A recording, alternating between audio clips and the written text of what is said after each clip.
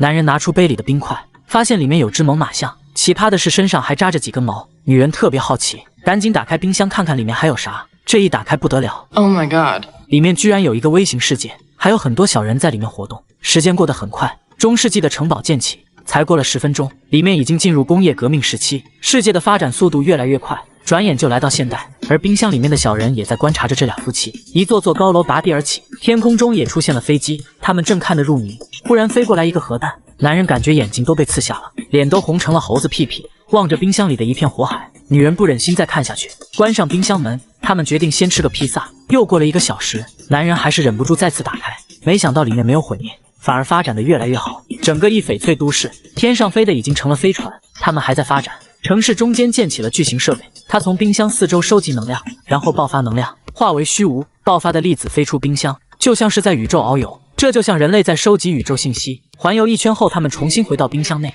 最后消失在了空间。男人盯着冰箱愣了好久，最终决定结束这一切，拔掉冰箱电源。谁也没想到他们会在刚搬进来的新房子遇到这种怪事，两人拥抱互相安慰，关灯睡觉去了。时间来到第2天，两人好奇心又泛滥，他们打开冰箱门，想看看里面还有什么东西。镜头拉近，冰箱又回到了远古时期，到处都是猿人和恐龙，周而复始，文明再一次重启。短片到这结束，不知道大家看完《爱死机》这一集有什么感想，可以和我交流一下。